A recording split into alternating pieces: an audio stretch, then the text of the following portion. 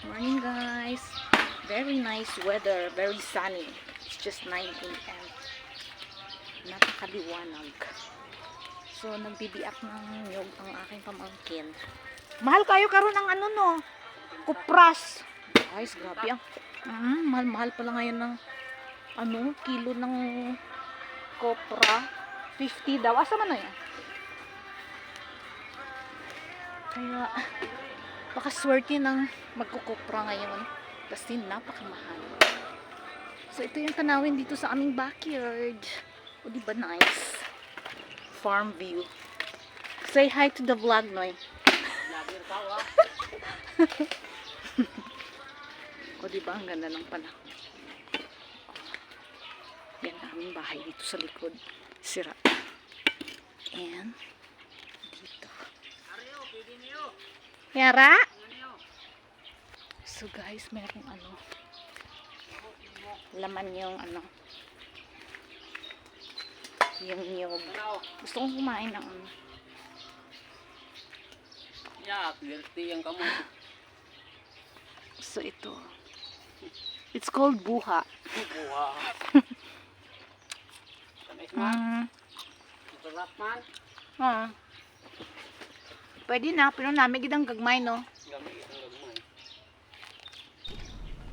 So, pumunta pala ako dito sa likuran dahil narinig ko na maingay. So, ang pamangkin ko pala ay nagbibiyak ng nyog para gawing kopras. So, childhood activity talaga itong buha para sa akin, no? Kasi, nung maliit pa lang ako, kapag nagkokopra ang papa ko, ako at ang aking mama ay sinusunod naman yung nabibiyak na nyog ng papa ko at kinukuha namin yung laman, which is yung buha. Masarap kasi ito, lalo na yung maliit, malinamnam. Etong malaki, na siya, medyo matabang na talaga. Pero pwede na rin. Mama,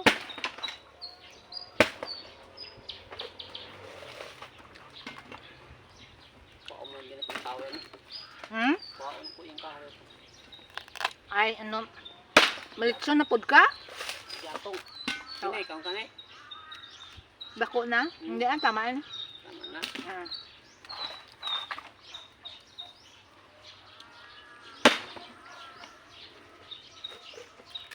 So yung ganito guys, childhood. Punta pa ko baon din ako sa. Ha? Punta ko yung baon na susa ko.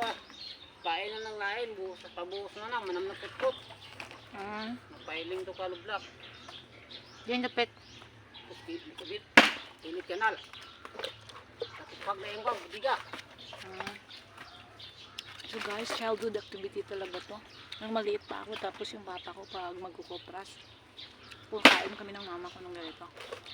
So mas maganda yung maliit kasi masarap siya. O di ba, Noy, Tagalog ako. Sarap ang ban, ang buha. Guys, kabalong niya mo kami, guys. So, ito na nga pala yung view dito sa likod namin. Gusto ko ang tignan ito ngayon kasi kaka-grass cut lang ito, no? So, 1 week ago na grass cut na. So, kaya ganito parang ang ganda lang tignan yung lawn. So, na-amaze ako dito sa ng aking mga loved ones dahil may malaking calendar. So, ayan, kapag may nakikitang buha yung aking pamangkin, binibigay niya sa akin. Ito, malaki na to. So, pero pwede na rin pagtiyagaan.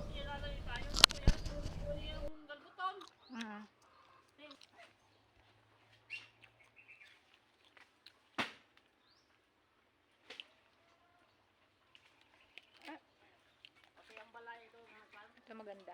Ay masarap. Kasi maliit.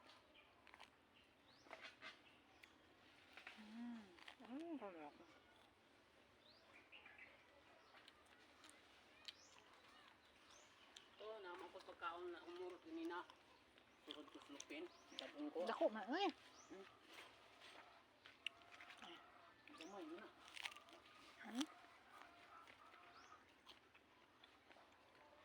Ito na yung merienda ko. Merienda. Mirinda kalibig. Minuwa na pa ko niyang tinis. Ano na bakon?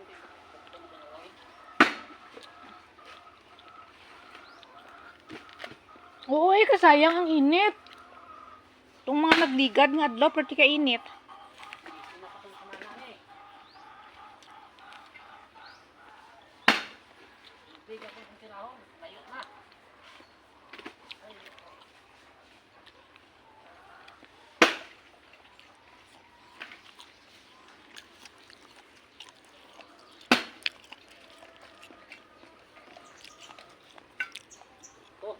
Yo. Gusto ko yung view ng bahay namin sa back.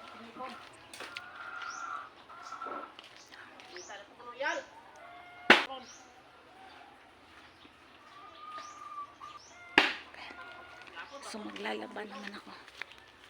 Maglalaban muna ako. Ganda ng init.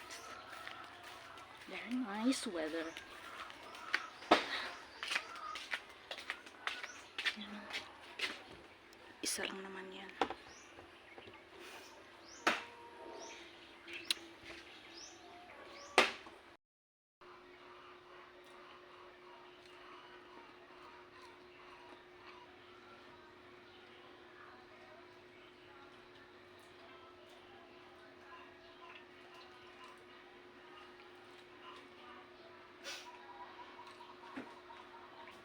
Hello guys.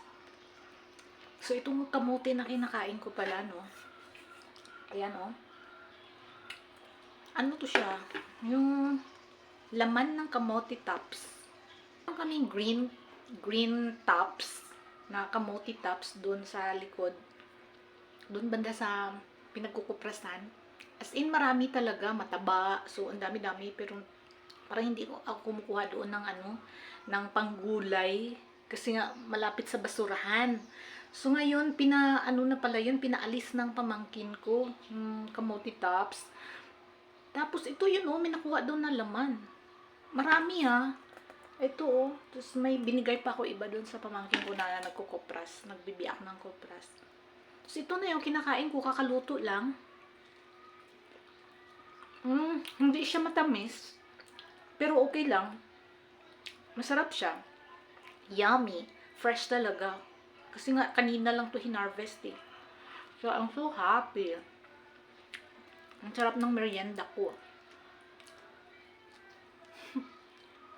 Kain tayo.